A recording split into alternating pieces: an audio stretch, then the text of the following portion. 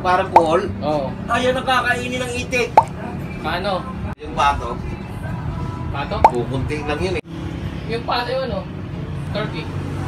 Wala. Chito na sinasabi sa akin. Pabo. Pabo. Andyan yung mga... Oh.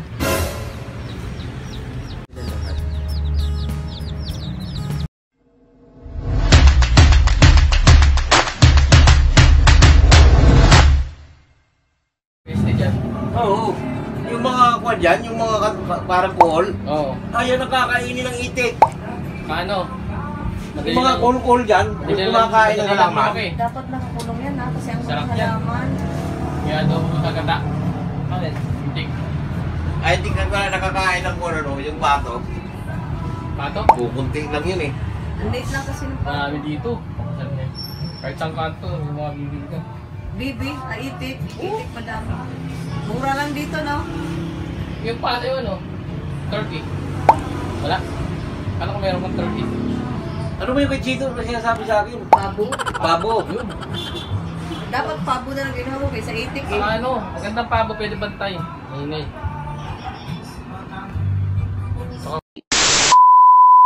Okay, guys, may nakarating sa aking balita. Magulo dito, naglilinis ako. Sobrang gulo talaga. Pero may nakarating sa aking balita na, naalala nyo noon, nung nag-vlog ako dati, di ba sabi ko, meron kaming, may bagong member ng family, dumating yung manok. Ayan. So, balita ko. Kasi nangingitlog everyday. So, ang ginawa namin, hindi namin kinakain lahat yung itlog. Psst! Huy! Tigilan mo yan, be. Nagbablog eh. Ito talaga kahit kailan, no?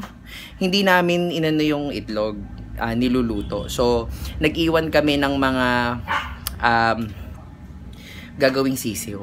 At, guys, ito na nga. Ano ba?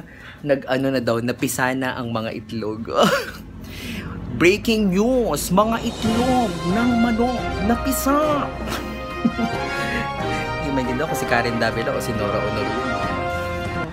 So, bukas titignan natin kasi hindi na pwede ngayon dahil it's too late. It's already gabi. And, sorry, ang gulo ng camera. Alam ko naguguluhan kayo. It's already late. Wala na rin tayo masyadong makikita doon sa garden. Kasi medyo late na nga. So, in the meantime, antayin natin mag-umaga. Kasi wala pa tayong makikita. Pero bukas, ipapakita ko sa inyo kung ano ang nangyari dahil may sisiw na tayo. 2,000 years later. So ngayon, lalabas tayo at i-check natin yung mga sinasabi ko ng mga, ano tawag dyan? Mga sisiw. Tingnan natin, papakita ko sa inyo. Grabe, nag-start lang kami ng manok-manok. Kami, no? Kala mo naman nag-aalaga siya. Hindi, gusto ko lang ipakita talaga, nakaka-proud makita yung mga bago nating mga alaga dito. Nanganak na yung sisiw. Nanganak na yung sisiw. Nanganak na yung sisiw. Balita ko 12. Tignan nga natin. Hindi po sisiw ang nanganak. Yung manok. So, ito yung garden. Andyan yung mga sisiw pa? Mga sisiw? Oh. Oh. Uy! Bumili ako. Babalag ko lang to. Pwede pasukin. So, ito na nga po yung ating mga sisiw. Hello! Bongo, ako lang buka. Nasaan yung tatay? Wala rito.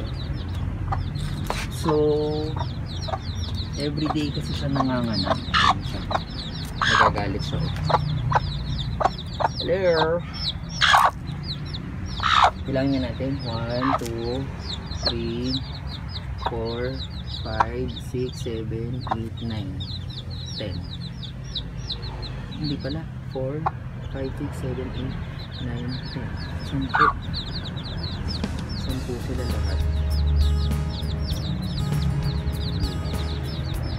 Hindi sila nakatira. May sarili silang bahay dito. Ha?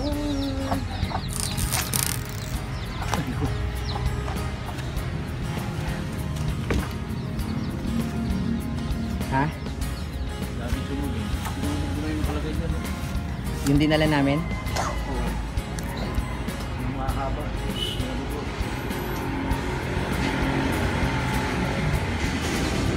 Hirap sunugin ng ano? Yung minulyo. Hindi pwede. May itim ang ano. Yan o, sunog ko rin yung Baka mabaho. May amoy eh. Tawag ko lang siguro. Hindi mo yung ano yung Mark, mark.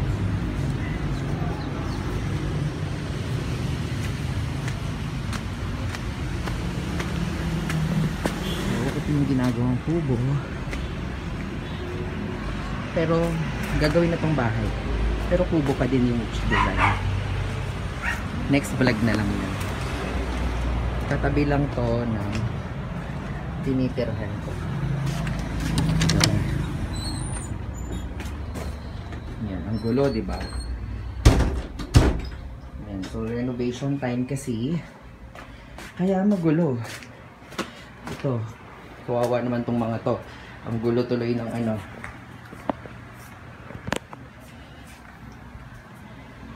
Kaya naman na, si Lucas tapos na. A few inches later. So, yun lang guys for today's vlog. Sorry, wala akong damit. Sobrang init. Tanggalin natin, sa bahay na tayo. Nilakad ko kasi yung dalawang dogs.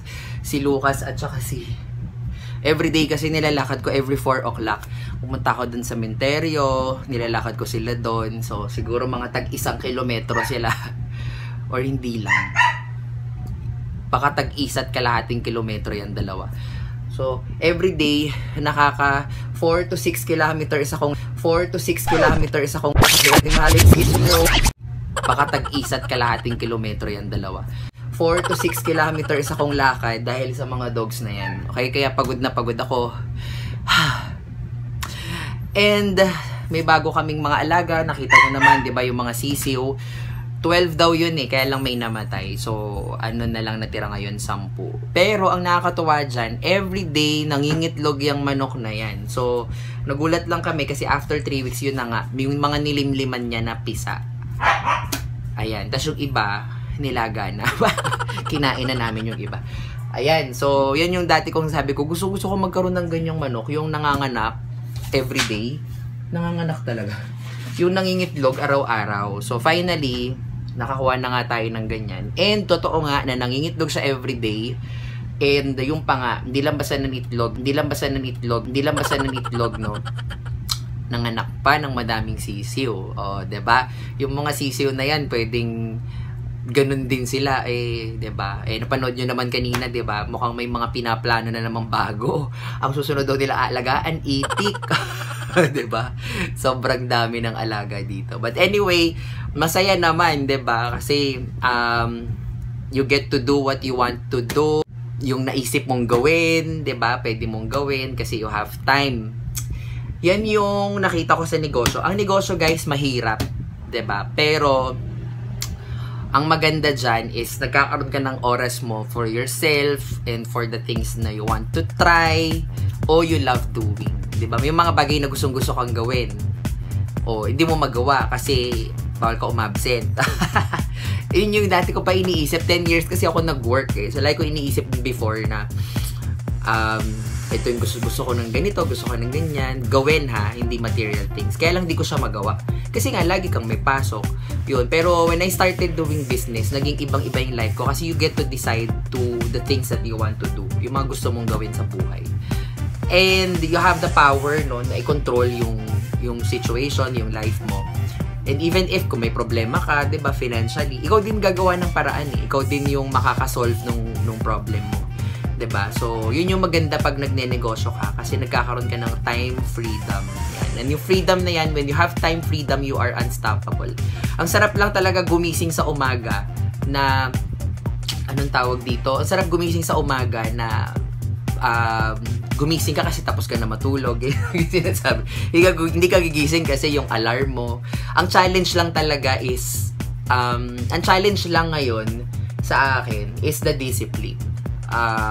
Pero yun nga, pag nagni-business ka, very important yung respect mo din sa ginagawa mo, respect mo sa sarili mo, 'di ba? Kasi if you don't discipline yourself, nawawala ka din ng respeto sa goals mo, sa buhay mo. Yan, so iba na kasi, wala kang boss. Kung noon kaya mong gawin yung pinagagawa ng boss mo, kung ikaw na may-ari ng sarili mong negosyo, ikaw may-ari ng sarili mong oras, 'di ba? So you get to decide on your own time. The problem is most of us nawawala yung disiplina. So kagaya ko, 'di ba? Pero ilang gabi na rin I tried sleeping earlier. So kagaya kagabi 12 midnight tulog na ako. Ang challenge ko na lang yung gumising na medyo maaga naman kasi syempre iba pa rin yung trabaho sa morning. So yun, everyday yun lang ang buhay ko, kaya na-enjoy ko din yung ganyang mga bagay-bagay. As young as I am right now, di ba? You get to enjoy yung mga ganyan. Nakakapag-sisiw-sisiw. Di naman ako nag-aalaga nun for your information. Nakiki-vlog lang ako sa kanila. Pero, ang ngayon, like, I have dogs, di ba? Yun yung natutuwa ako kasi I get to take care of them every day. So, anyway, ang dami ko nang sinabi. Thank you so much, guys, for, again, watching another video. I hope na na-enjoy nyo yung panonood ng mga videos ko. Kung di ka pa nakasubscribe, parang awa mo na, mag-subscribe ka naman. Maawa ka naman sa akin. Ayan, di ba? So, very soon, may exciting video tayo na ilalabas. Kaya lang kasi inaantay pa natin yung ka-collab natin. Ayan, but anyway, thank you so much, guys. If you're not yet subscribed to my YouTube channel, subscribe kayo dyan sa channel ko. Mag-comment naman kayo pag nag-enjoy. Hindi tumawa lang kayo, diba? Tapos, comment man lang, o like man lang, diba? Comment naman, guys. Comment din. Anyway, tas follow nyo na lang po ako sa TikTok, sa Facebook page for more video. Thank you so much, guys, for watching. Bye!